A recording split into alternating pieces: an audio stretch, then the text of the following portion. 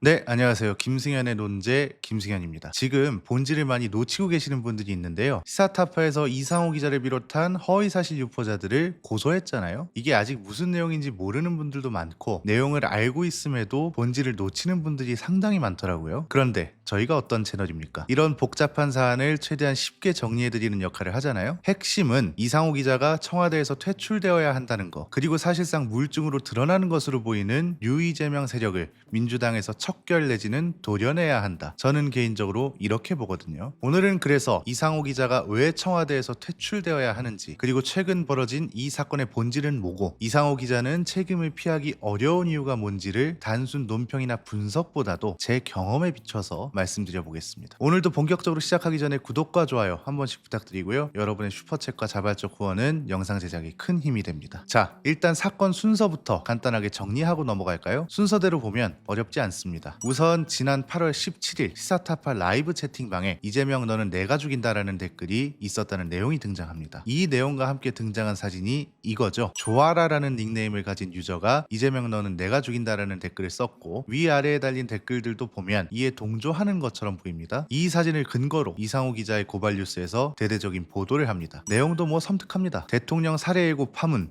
회장 정청래 지지층 선 넘었다. 청와대 관계자 엄정 대응할 것. 이런 내용으로 고발 뉴스에서 보도를 했습니다. 자, 일단 여기서 우리가 머릿속에 입력해야 할 건 뭐다? 첫째, 이 댓글 작성자가 정청래 의원 지지자라는 근거는 무엇이냐? 둘째, 이상호 기자가 이야기한 청와대 관계자는 대체 누구인가? 셋째, 이런 댓글이 올라왔다고 해서 시사타파 채널과 그 채널을 보는 시청자와 구독자들이 암살 모의를 했다고 볼 수 있는 거냐? 이 세 가지를 기억하신 상태에서 계속 전개해 보겠습니다. 그 다음 이제 이게 더 커지기 시작한 이유가 민주는 파출부라는 쇼츠 채널에서 이 내용을 퍼뜨렸다는 거죠. 이 민주는 파출부는 이번에 갑자기 문제가 된 채널이 아니고 이미 이 업계에선 굉장히 안 좋은 쪽으로 유명한 채널이기도 합니다. 이렇게 되면서 이제 민주는 파출부를 포함한 쇼츠 채널들이 여기저기 내용을 퍼나르기 시작하고 최근에 추가로 알려진 사실은 뉴탐사 강진구 씨도 이 내용을 그대로 받아서 보도하면서 추가 고소고발이 진행되고 있다고 합니다. 자, 일단 여기까지가 사건의 발단이라고 보시면 되고요. 이 사건이 커지게 된 계기는 지금부터 나오는 내용이라고 보시면 됩니다. 시사타파 이종원 대표께서 아무리 생각해도 이상했다는 거죠. 분명 우리 채팅창을 관리하시는 분들이 이런 걸 그냥 넘어갈 리가 없었을 텐데 이게 말이 되나 하고 찾아봤다고 합니다. 그런데 아니나 다를까 원본 영상을 찾아보니 이 사진이 조작됐다는 사실을 확인한 겁니다. 조아라라는 유저가 쓴 댓글은 아웃이라는 단어였는데 이걸 이재명 너는 내가 죽인다라는 문장으로 조작하고 그 위아래에 있는 댓글도 순서나 내용을 싹 다 조작한 사진이었다는 걸 확인한 거죠. 이게 굉장히 소름 돋는 지점인 겁니다. 만약 이종원 대표가 이 사실을 몰랐다면 아니면 이 실시간 채팅창을 다시 보기에서 못 보도록 설정해 뒀었다면 사실관계를 바로잡을 틈도 없이 시사타파는 암살 모의 채널로 낙인이 완전히 찍혀버리는 거고 법적 처벌까지도 받았을 수 있었다는 겁니다. 그런데 이상한 점은 또 있습니다. 이상호 기자는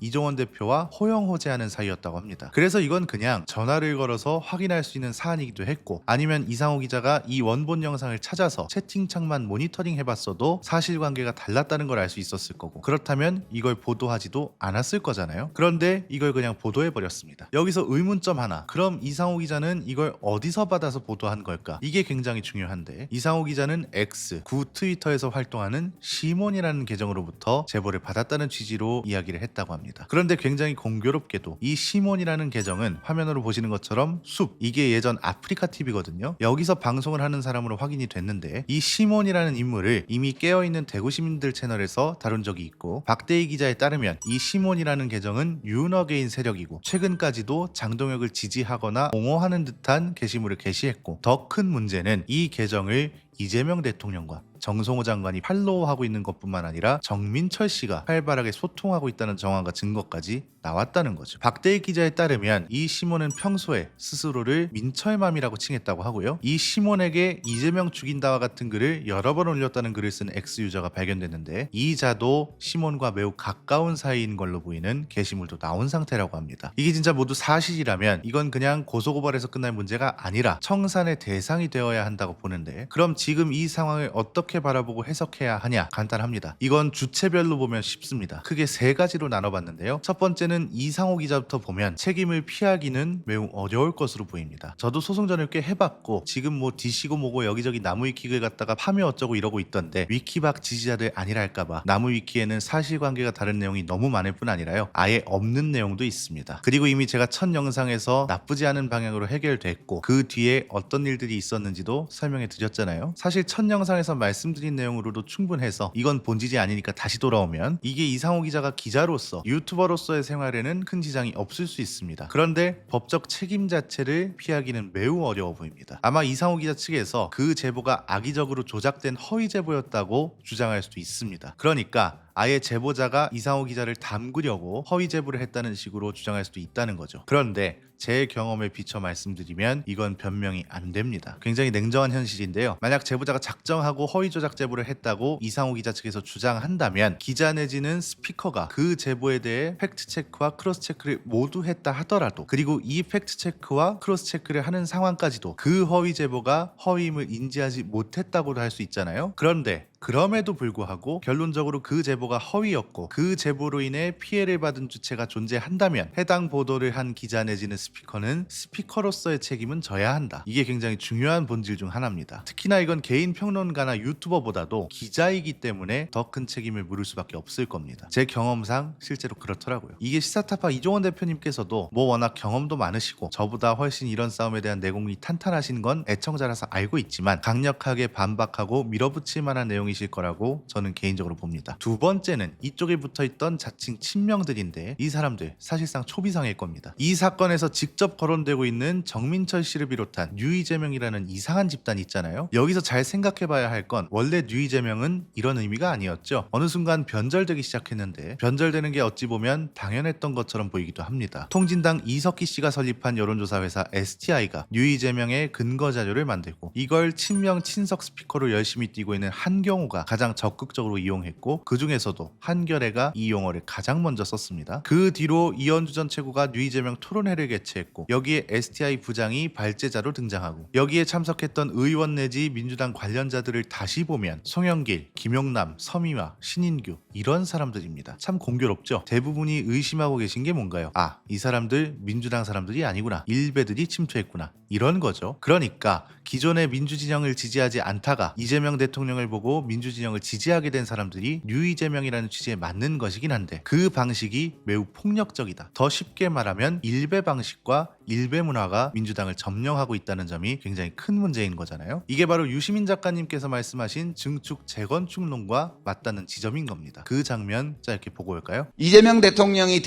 되는 과정에서 열렬히 지켜주고 응원했던 사람들이 원했던 것은 증축이었어요. 증축이요. 3층 집인데 한 층 더 올리는 거예요. 중도 보수 쪽으로 가서. 이건 모두가 다 오케이. 너무 좋아. 그래서 처음에 막 이상한 사람들을 쓸 때도 대통령께서 그런 뜻이 있으니까 우리가 받아들여야 돼. 이렇게 생각했어요. 근데 대통령은 재건축을 하려고 했던 것 같아요. 재건축을 하려면 기존에 있는 건물을 헐어야 돼요. 그래서 아까 제가 말씀드린 비평 공론장에 철거 전문을 투입했다. 용역을 엄청 썼다는 거예요. 제가 생각하기에는. 그 용역들 중에는 너무 급하게 모으다 보니까 촉법 평론가들도 들어오게 된 거고 이 촉법들이 문제틀레이를 막 까고 그리고 청와대에서 받은 선물을 언박싱하는 사진을 SNS에 막 올리잖아요. 이거는 너무 천하고 상스러워요. 대중이 원하는 것은 증축이었어요. 거기서 빚어지는 갈등이 이게. 재건축을 하려면 기존의 입주자들에게 동의를 받아야 돼요. 증축까지는 이미 우리가 다 받아들인 거기 때문에 따로 동의받는 절차가 필요 없는데 재건축하려면 동의받아야 돼요. 저는 그렇게 해석합니다.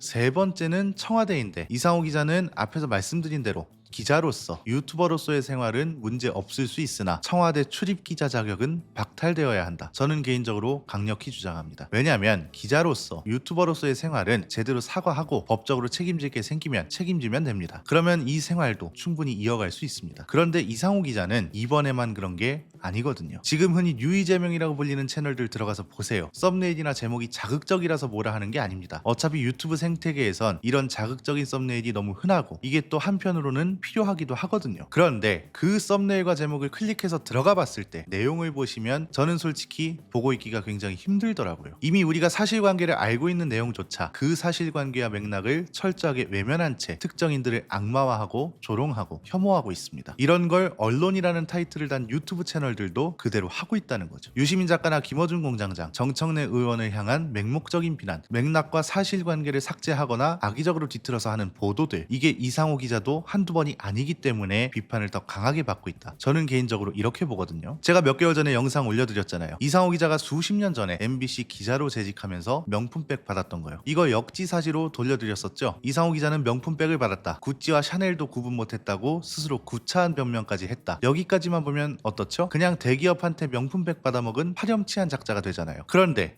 그 명품백을 대기업에서 건네준 사실을 이상호 기자가 최초로 내부 고발했고 그 덕에 세상에 알려지게 됐다. 이 맥락까지 설명하면 이상호 기자를 맹목적으로 나쁜 사람으로 몰아갈 수는 없는 게 됩니다. 이래서 맥락이 중요한 거라고요. 그래서 일단 여기까지 정리가 되셨으면 일련의 사건과 각 주체별 책임 내지는 상황을 어떻게 해석하면 좋을지 충분히 이해가 되셨을 거라고 보고요. 그런데 저는 왜 이 사건이 굉장히 섬뜩하고 기괴하게 느껴질까? 이걸 좀 고민해봤거든요. 이것도 세 가지로 나눠보면 쉬운데요. 이렇게 생각한 이유가 있습니다. 우선 첫 번째는 시기가 매우 공교롭다는 겁니다. 전당대회가 끝나자마자 김민석 당대표 체제가 되자마자 뉴 이재명 쪽에 서 있던 스피커와 청와대 출입 기자가 굉장히 빠른 시간 안에 사실 확인이 되지 않은 내용을 조직적으로 퍼뜨린 것처럼 보이잖아요. 여기에 하필 그 대상이 누구였다? 정청래 후보 지지자들을 전략적 선거를 할 수 있도록 가장 앞장서서 이끈 시사타파 채널 전체였다는 거. 이게 저만 이상하게 느껴지나요? 두 번째는 언론이 이상할 정도로 조용합니다. 이게 왜 문제냐면 우리가 보통의 상황을 생각해 보자고요. 원래 언론 지형은 어땠나요? 이재명 대통령과 민주당 관련해서 대부분의 재래 언론들이 안 좋거나 불리하게 해석될 만한 기사를 쏟아냅니다. 이러면 이제 한 10%, 20% 정도 되는 소위 말하는 진보 진영 언론들이 이걸 방어하거나 반박했습니다. 그런데 지금은 그게 아니죠. 언론 보도 CBS랑 YTN 두 곳뿐이고요. 이걸 다루는 유튜브도 몇 없습니다. 이건 어떻게 해석할 수 있다? 서로 다른 주체였던 자들이 지금은 아주 끈끈하게 결속되어 있는 원팀처럼 보인다고 해석할 수 있죠. 이게 당연히 기괴하게 느껴질 수밖에 없지 않을까요? 그냥 상상을 해보자고요. 만약 반대로 저 조작 사진을 친청계 유튜버나 기자가 잘못 유포했다고 상상해 봅시다. 아니면 더 극명하게 청와대 출입 기자인 뉴스공장 박현광 기자께서 이걸 보도했다고 상상해 보자고요. 지금 이 정도로 끝났을까요? 세 번째는 왜 계속 이런 계정들을 타고 올라가다 보면 윤어게인이었거나 리방 냄새가 나는 자들이 대부분일까요? 그리고 왜 청와대와 민주당은 이걸 묵인하는 것처럼 보일까요? 여기에 이재명 대통령은 왜 이런 계정들을 팔로우하고 있으며 정민철 씨와 이 계정은 대체 어느 정도로 가까운 사이일까요? 이건 보통 심각한 문제가 절대 아닙니다. 진짜 친명들이라면 이 문제를 그 누구보다 앞장서서 규탄해야 하는 거고, 이걸 보도해서 퍼뜨린 이상호 기자에 대한 강력한 비판 논평과 퇴출 요구가 최고위원회의에서도 당연히 나와야 한다고 보거든요. 그런데 자칭 친명들 중에선 아무도 이 얘기를 안 합니다. 이건 결국 앞에서 말씀드린 대로 우리가 적으로 개혁 대상이라 생각하던 주체들도 지금은 이재명 정부와 대통령, 그리고 자칭 친명과 뉴 이재명 세력들과도 끈끈하게 원팀으로 결속되어 있기 때문에 그런 거 아닌가 하는 의심을 더욱 강하게 할 수밖에